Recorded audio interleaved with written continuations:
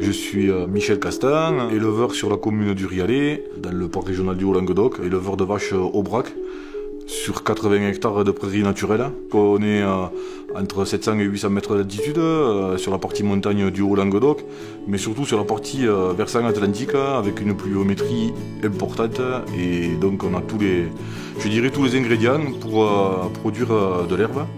Il y a longtemps que je suis accompagné par le parc régional sur ces programmes qu'on appelle milieu ouvert herbacé, mais de prairies chez nous, où on a entre 20 et 40 espèces comestibles par les bovins sur chaque parcelle.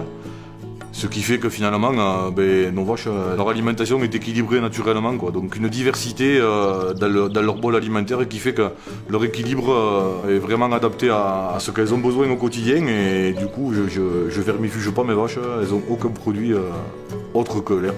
Et ça fait 20 ans que c'est comme ça et ça marche très très bien, quoi.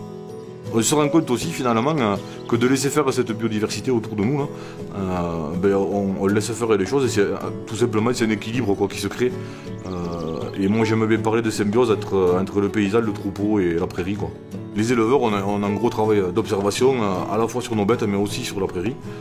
Donc il faut tout simplement l'observer pendant que les bêtes la pâturent, pour savoir à quel moment il faudra sortir le troupeau des pâtures pour pas trop pénaliser la repousse future de l'herbe.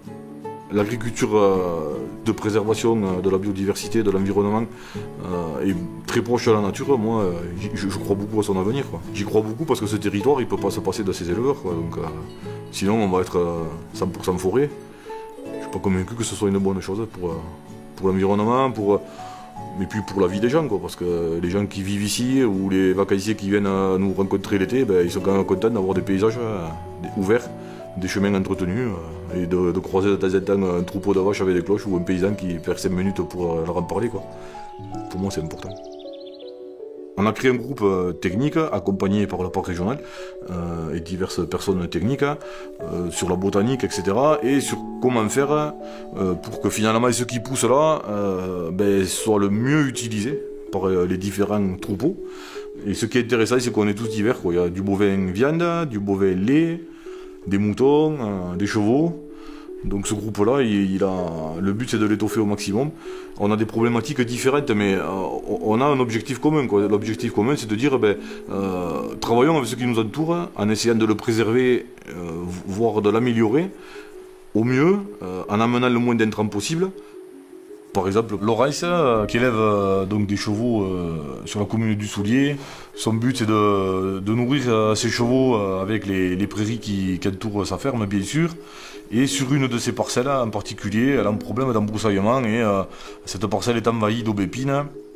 Le travail qu'on a fait chez elle avec le collectif, c'est de dire, si ça ne marche pas par un broyage mécanique, il faut que ça marche par le pâturage.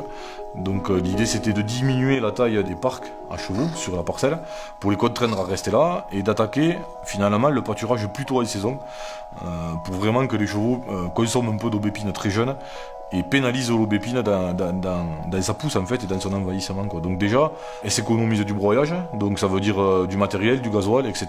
Donc encore une fois des intrants économisés. Et pendant ce temps, ces chevaux mangent, font réduire les aubépines sur sa parcelle, et petit à petit, les aubépines vont laisser la place à de l'herbe bien plus appétante pour ces chevaux, quoi. Le fait d'être un collectif, c'est aussi très motivant parce que avant l'accompagnement du parc régional, on était chacun, on peut tenter des choses chez nous tout seul, quoi, mais on va moins vite, quoi. C'est le travail au quotidien du parc régional, quoi, de créer vraiment une force de vulgarisation finalement de ces pratiques-là.